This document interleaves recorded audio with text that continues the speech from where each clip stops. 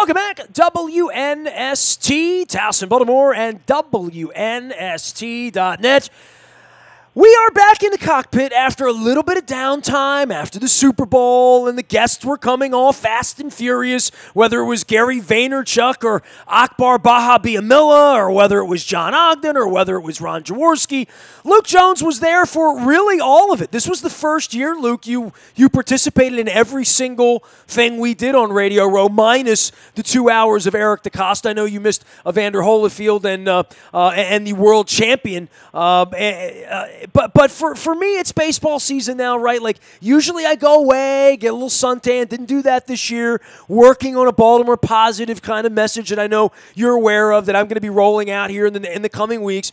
Part of that is a little bit of an antidote to a baseball season that I know doesn't exist this year. It's sort of like Legos. It's all in fantasy land now. And we prepare for pitchers and catchers to report where my wife doesn't even know who's on the team. Adam Jones doesn't have a team. Bryce Harper doesn't have a team. Manny Machado doesn't have a team. It's really dogs and cats. I've got my Clemente hat on. I'm trying to go up onto the hill in Cooperstown and be an Aparicio once in my life and watch Mike Messina, my only friend who's ever going to get into the Hall of Fame, because I don't think Kurt Schilling's going to get in, and I don't think he's a friend anymore. Maybe Schilling will get in, but he's probably not going to be a friend anymore. Luke, I promised on the webcam when we were discussing the life and times of Frank Robinson that I was going to unearth the 19s. I wanted to show everyone the era of my childhood and the American League back when they let two teams in for the American League, which was heresy at the time, as you remember, right? It was heresy in 1969 that the Orioles would take on the lowly Minnesota Twins, right? Or that the Milwaukee Brewers would move from the Seattle Pilots, or that the Kansas City Royals would ever be good, or that the Detroit Tigers there with McAuliffe and, let's see, who else is on those teams? The 71 Tigers. Well, they had all the pitchers still. Indians, they stunk. I got the White Sox, or is that the Red Sox? Oh, that's the White Sox because it's white. There's the Angels, and that's the Red Sox because they're red. And there's the Oriole Bird, as we love it, and the Senators, the long-gone Senators. So anyway, dude, this is the 71 World Series media guide. I've got my Clemente 21 hat on. I've got my Pittsburgh Pirates roster here that's in mint condition, even perforated, with Roberto Clemente being a major part of all of that as well.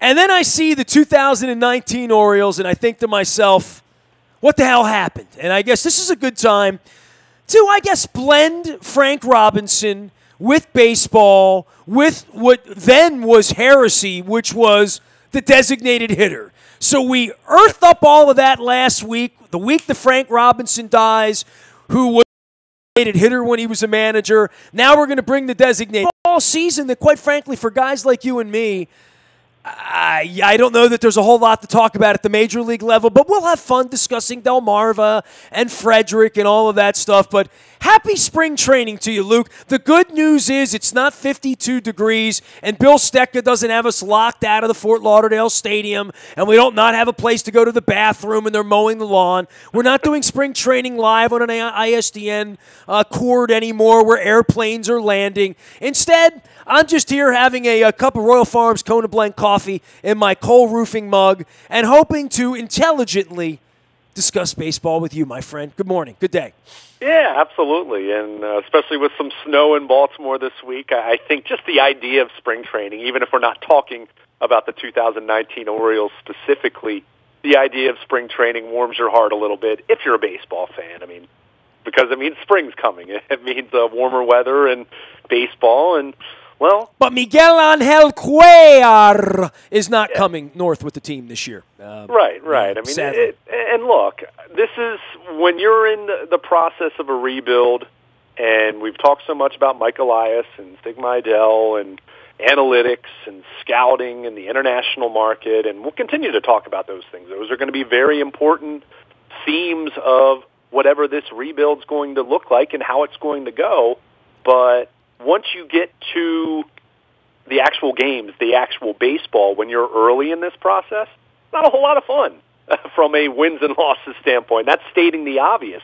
I mean, let's face it. this team was trying to win last year to some degree. I mean, they signed Alex Cobb. They signed Andrew Kashner. They brought Chris Tillman back on a flyer, hoping he would transform back to the Chris Tillman of 2014. And we saw how it all went. And they blew it up, and they needed to blow it up. The problem was they should have blown this thing up a couple years before that, and maybe it wouldn't be to the degree that it is now, where it's just scorched earth and ashes and rubble. But it takes time. And even if you feel you have great baseball people in place, and I really, truly believe the Orioles have really good baseball people in place, and we've talked about it. If you're not sure, read Astro Ball, read up on Elias, read up on Sig Mejdal, read up on what the Astros have been doing over the last close to a decade now. And as I'm reading up on Richie Hebner, had a hell of a campaign in '71, by the way. But it's going to take some time, and there's going to be a lot of ugly baseball. And I think when you're kind of in this mode as an organization, if you're a fan trying to consume the product, one, it's a tough sell. I'm not going to try to sugarcoat it. But as I hold the World Series program from 1971, it is a tough sell. I mean, it is. By the way, Frank Robinson was a bum that year. He only hit .281. That's why they got rid of him. I know, right? Yeah, look at all the. Just like the Orioles got rid of Machado, and they'll get back to 115 losses or something. I don't even know what to say. I mean, but it's fun holding these mystical relics and thinking about Frank Robinson. And at some point I got to get the Frank statue, right? You know what I mean? Like for the window pane behind me to go next to Art Modell and whatnot. But then you look at where baseball is right now, and I don't want to play the get off my lawn guy at this point. But the conversations around baseball last week. The conversation of my childhood, when I went on the radio in 1992, I still have, and I'm going to hold this up on the air, I still have it. I have a blue dump the DH bumper sticker. That from this guy in Boston who hated the designated hitter, who started like a movement in the back of Sporting News with a $20 ad every month that he would sell bumper stickers and pins. And, he would stand out in front of the All-Star game and give them out and whatnot to get press. Dump the DH is back again. Here we go, man. 2021. Not till then, right? We're using it as a bargaining chip as well. The offseason of baseball, when they're not giving the money they've all made to the players like Machado and Bryce Harper, and the fans here just say, yeah, bring in a rebuild. And they're not asking questions about why they can't figure out a way to keep people like Machado.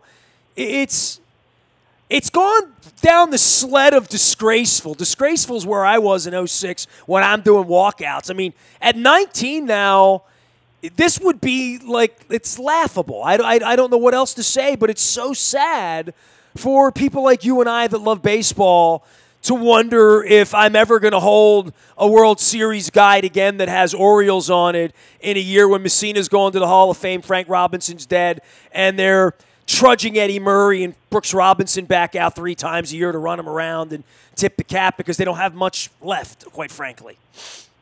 Yeah, look, there's no guarantee that this rebuild is going to work. There's no guarantee in anything. In the same way that you can put together the highest payroll in baseball, and there's no guarantee you're going to win a World Series that way. So I understand that, but I don't really see, where they are right now, this is the correct approach.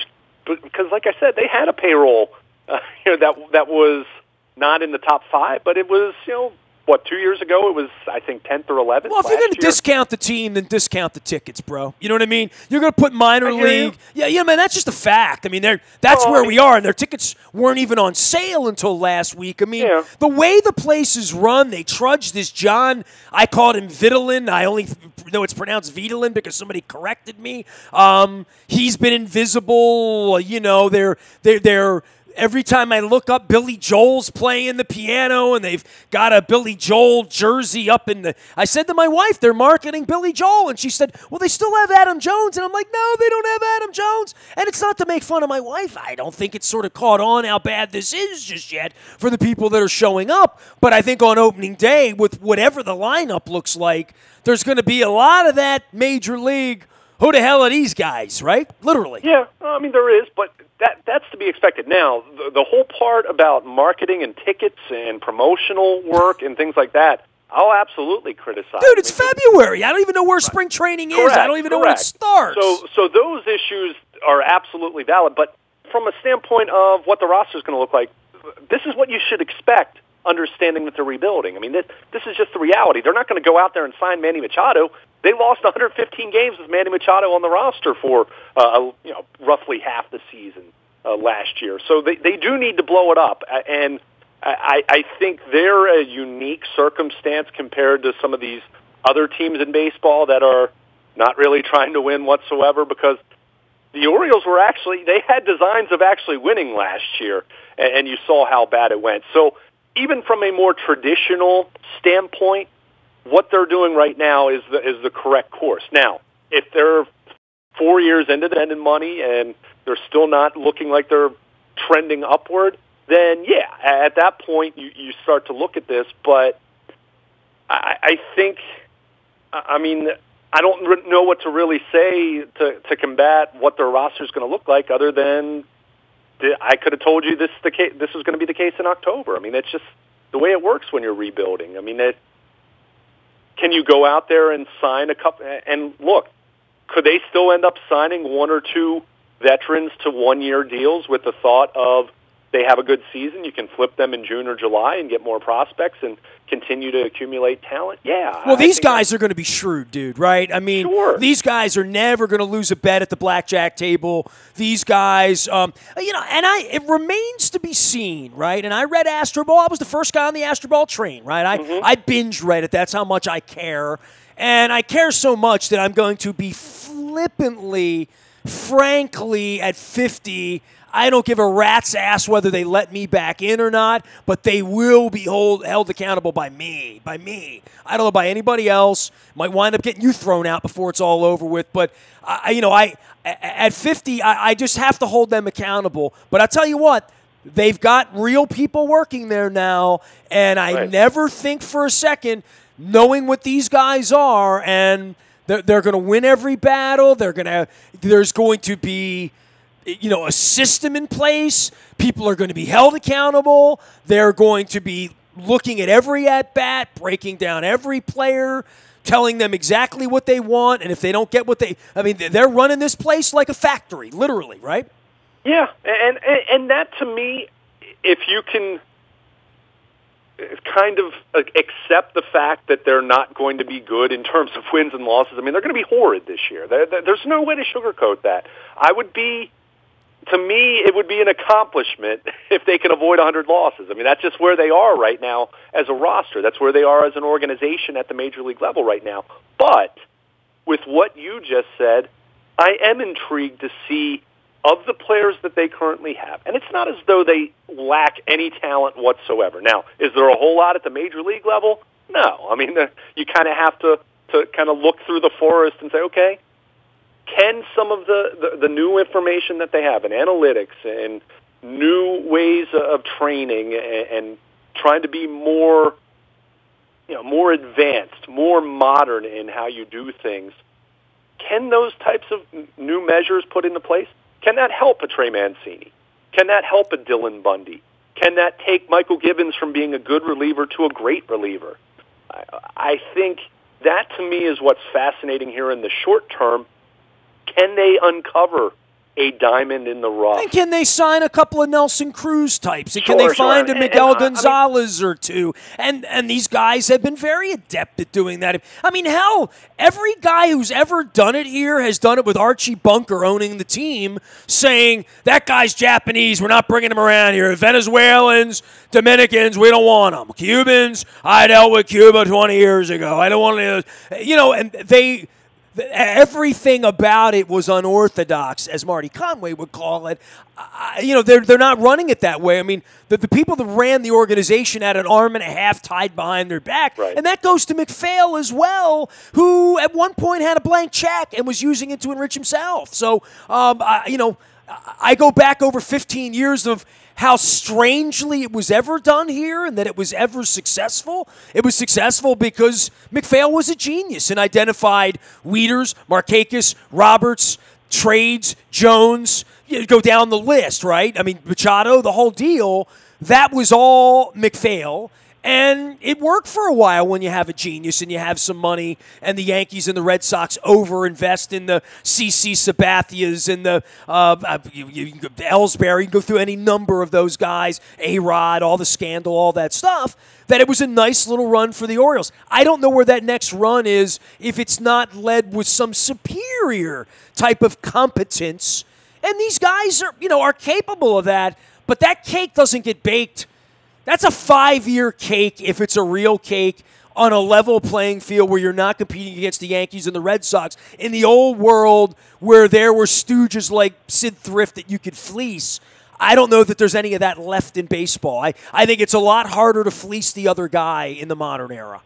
Well, I think, I don't know about fleecing. I think there's certainly an argument to be made that some of the advantages that they found, say 2012, 2013, 2014, that time period, and of course then going into the Astros, their competitive window opening up, I think some of those competitive advantages that they might have benefited from at that point aren't there anymore because other teams have caught on, in the same way that the Orioles were one of the earlier teams that went all in on infield shifting. I mean, you're always going to have this game of trying to find an edge, and then everyone else catches on it. And we see this across sports. I mean, look in the NFL. I mean, different types of formations and RPOs and things like that. I mean, everyone's running RPOs in the NFL now. It's just a matter of to what degree and how effective. But I think what's going to be the challenge for Mike Elias and Stig Mejdal, and if you read Astro Ball, one of the great quotes that Mejdal had in that was, we're in trouble when we start to think that we have it all figured out and we're smart. And I don't know if that was verbatim, but that was the gist of what he said. When we think we figured it all out, we're in trouble. And the thought then is you have to continue to innovate. You have to continue to look for edges. You're continuing to perfect models, analytical models, predictive models on prospects and college players and high school players. And you're trying to find edges. And even if things are on an even playing field, the Orioles are still going to be better off because from an analytics standpoint, they had one analyst last year. One. They had one analyst. It was a silo effect. And they were charging major league prices and losing 115 games, and the owners have been hiding this offseason again. They come out, like Groundhog Day. They stick their head up, get the temperature, announce Billy Joel, and then go run into the hole and lose 100 games. I'm not going to let them do that. I mean, I'm just not. I mean, and charge big league prices and watch the city rot on summer nights. I'm not going to let them do it. So, you and I are going to get at it because I'm going to get at it with everybody. I'm going to get at it with them because the next 5 years saying we're trying hard, we're going to win trades, we're going to be the acorn that becomes the oak, we're going to lose 100 games, and we're going to hide, that's not going to work for me. I mean, and so for me, it's about not hiding. It's about changing the tone of everything while you're losing 100 games, which is really difficult to do. But it really starts with relationships for people like me and Bill Cole and Dennis Kolatzis and the people that support me who don't go to the games anymore. And when I pin them down and say, why don't you go to the games anymore? John Eisenberg sat with us too. We sat in Atlanta. Why don't you go to the games anymore? Why don't you go? Why don't you go? I don't go. You don't go. I talked to other business owners, friends of mine who were sweet. Why don't you go? I don't go. When are you going to go? I don't know. When are they going to win? Well, they're not going to win. They're not going to win. We know that. So what makes them interesting over the next 6 months beyond the really small cluster of people that want to measure the success of Trey Mancini on a 100-loss team for maybe his trade value down the line or what he's going to get in arbitration next year, Yeah, I mean, and that's where you have to market it. And look, they're not going to fill up the ballpark. They're just not. And I don't know if that's ever going to happen again. That's not happening. How are they going to make a new fan? How do they make their next fan? And how do they take people like me and get me back? Because that's really what they need to do. They need to unpiss off people like me who win all the time and treasure their 1971 World Series and treasure these logos because I had these pennants on my wall when I was a little boy, because I did. I especially loved the Angel one. It always made me, I never really hated the Senseis and Gritch and those guys because that logo was just so badass, especially the lowercase. I can't believe it doesn't have a little halo. I think they brought that in a little later on. But, that's 1971. I still love this stuff 46 years later, 48 years later, I guess. I'm doing all the math on how old I am. And I don't go to their games, and I think they're really trashy people. And I think they've mistreated a lot of people for a long period of time, and they've been a really lousy community partner. And now they're about to lose more games than they've ever lost ahead of time. They're about to charge more than they've ever charged. And they're still doing things as blatantly, dishonestly, and stupidly in regard to marketing the team and being out in front of the community and what the community needs and finding new fans and repairing the bridges of people like me and thousands of other people that I know that are just in my LinkedIn, Facebook, Twitter world that used to go to X amount of games that now go to O amount of games, or I amount of games, which is the letter I, which is 1, or a lowercase L, which is a 1, which is opening day, and then no, I don't go back unless they're giving me a bobblehead, or somebody drags me. You know what I mean? When's the last time you went to a game with your mom, dude? I mean, be honest with me. When's the last time your mom wanted to go to a game? But I'm not really I'm at every game. I'm not really the best person to talk to about that, but I hear what you're saying. I'm never at a game, and I never see your mom. And you know what? If your mom went to 10 games a year and I went to 40... My mom wasn't going to games in 1996 either. It's just... My mom was, and maybe I miss my mom. Maybe that's what... Can I borrow your mom to be my mom? But I'm going to go back to something you said about 5 minutes ago. You just said... Any moms who want to adopt me, I'll go to the game with you. There you go. But you just said you need them to start winning you back, but you also acknowledged that they hired really good baseball people. Isn't that a start? I mean, like... Yeah. They can't, they're not My feelings are much more hurt than that, and I think most people's are as well. It's not... No, it hasn't been about the losing. It's been about trying to charge $21 to sit in left field to watch the Mets play on a Thursday night when you're losing 100 games. I mean, it's that kind of stuff, you know? I mean, I hear you, but... So what's the? I mean, do they just open the ballpark and you come in for free? I mean, like, from what I understand, and look, there'll be new studies about this spring. They are one of the more affordable tickets in Major League Baseball. Now, that said, I think they need to be more imaginative on how they try to get people to come now, knowing that they have no chance to win.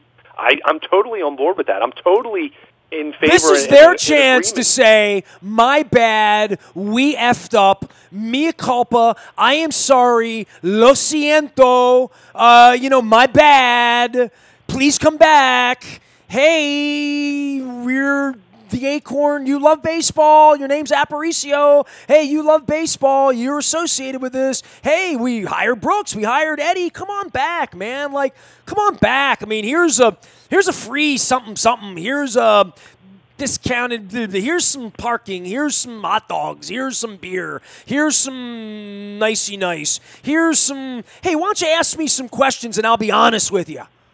How about some of that? I mean, I don't know what to say, dude. It's February, and they don't even put their games on their own network that we're all getting bilked out of paying for, and every time I put it on, like Lamar Hoyt's pitching or something, you know?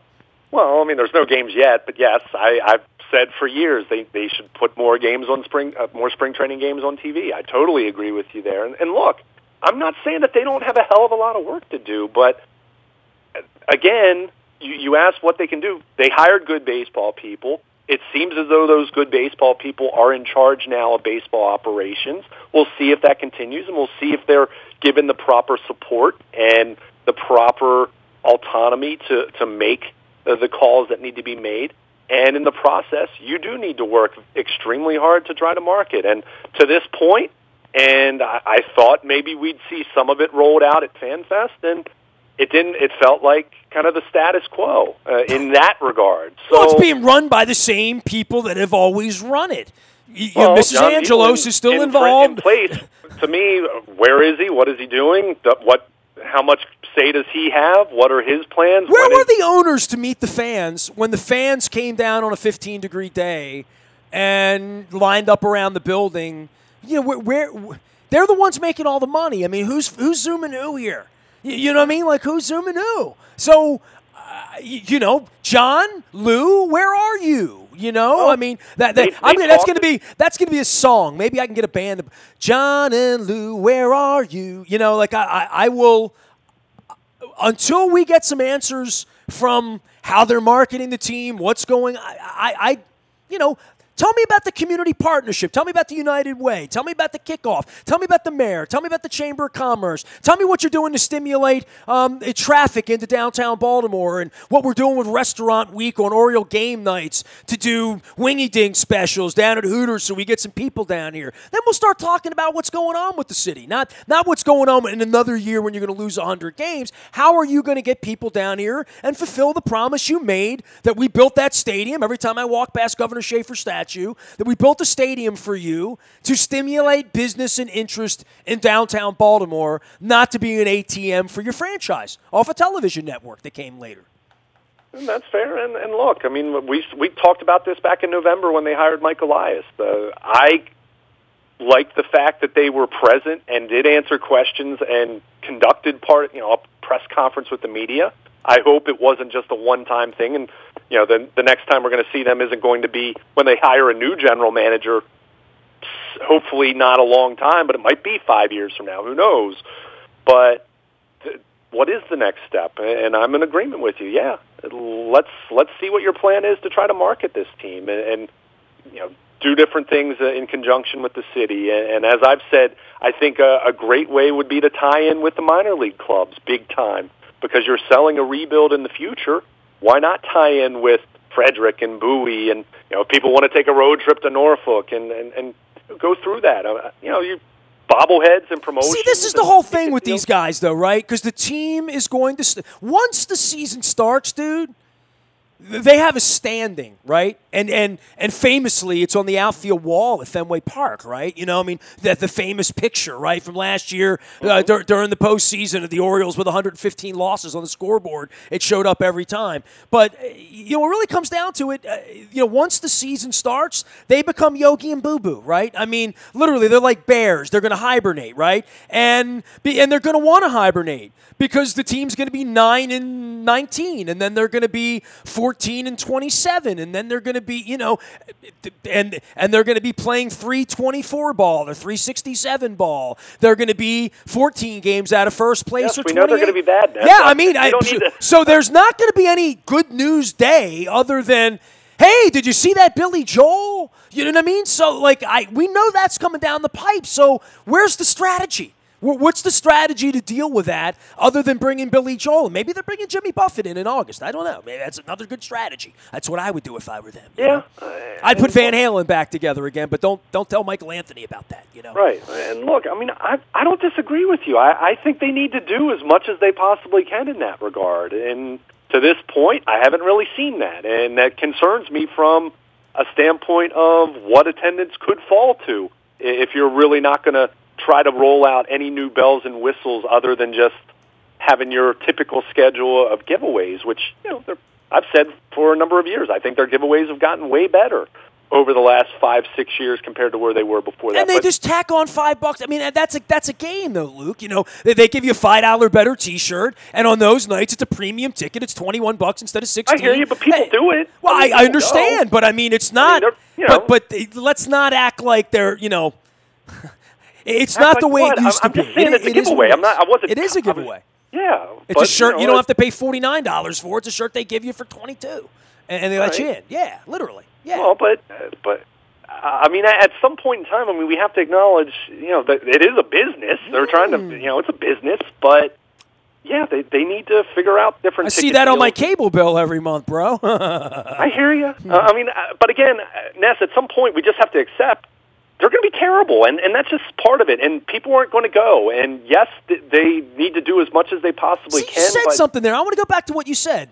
We just have to accept for right now that they're going to be terrible. Okay, I accept that they're going to be terrible on the field.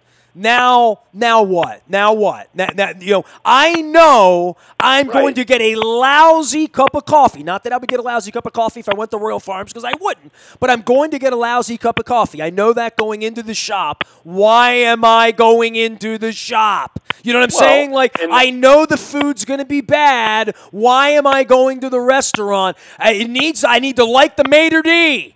I need to have a memory there. I need to like the waiter. I need to like the neighborhood it's in. It needs to be near the subway stop. I mean, there needs to be something about it that pulls me in. And the only thing that pulls me in, Luke, and I'm holding it up right now, the 1971 logos that were on my door as a kid, that I still have romance about that Oriole logo and about Frank Robinson last week, right? Or about Eddie Murray or about Brooks Robinson at this point. Yeah. And look, I mean, I think that they need to market their past big time right now. And I think I even said to you earlier this offseason about, bobbleheads, and I think we were even talking about who would you put on a bobblehead right now. I said, I'd tell you who. I'd do a Brooks Robinson bobblehead giveaway. I'd do an Eddie Murray bobblehead giveaway. They're going to have to do that. They should be in the same way that a couple years back they did the 25th anniversary of the 92 team. They absolutely should be doing the 30th anniversary of the 1989 team this year, and they can do it in conjunction with a tribute to Frank Robinson, and wear the 1989 uniforms that weekend and have a giveaway and bring back, do everything you can to roll out the carpet to have Cal Ripken there and Randy Milligan and go down the list of all the different 1989 Orioles. I mean, those are the things they need to do. They can't do enough of that kind of stuff right now. They really can't. And again, they need to have different ticket deals and discounts and promotions and parking and different plans, and not just your typical 81 and but do your Sunday plans and your 6-packs, your different deals that go and see the Yankees and the Red Sox for a game apiece, and then you're selling tickets for that Tuesday night game in May against Tampa Bay. I mean, you have to bundle that kind of stuff as much as you can, and look, is it going to work? Probably a lot of it's still not going to work all that well, but you need to put in the effort. And I've said all along, as much as from a big picture standpoint, the work that Sig Mejdal and Mike Elias are doing in terms of baseball, that's of the utmost importance. But in the short term, no one has a more difficult job than this team's marketing and outreach departments. And to this point, I'm kind of waiting to see what you're going to try to do to entice anyone to come to the ballpark. And like you, I'm still waiting. And here we are now, less than 2 months away from the home opener. And well, you don't have tickets on sale. You haven't advertised any kind of new promotions or anything like that. And it's not to say those things aren't coming, but it really feels like the clock's ticking in that regard. And I don't think anything's going to happen during spring training that's going to spike anyone's interest, other than just the natural movement of the calendar towards the start of baseball season. And it makes a baseball fan feel warm and fuzzy. And then you take a look at the 40-man roster and you go, oh, yeah. Then they have to go play baseball. I'm waiting for the Steve Bisciotti press conference as well. You can find Luke, Baltimore Luke, out on Twitter, and Luke at WNST.net. Nasty at WNST.net finds me. And, of course, we're out in the buyatoyota.com audio vault 24 hours a day. We will be continuing this baseball conversation, many baseball conversations, as we get ready for spring training. We are not the flagship. You're not going to hear us blow the hot air that they're blowing over at the Fan as the flagship and running down to spring training and telling you how all is well as the team is about to lose 100 games and no one is accountable. We're going to ask tough questions around here. That's the way we do it. I am Nestor. We are WNST.net, AM 1570, and WNST Towson, Baltimore, and we never stop talking Baltimore sports.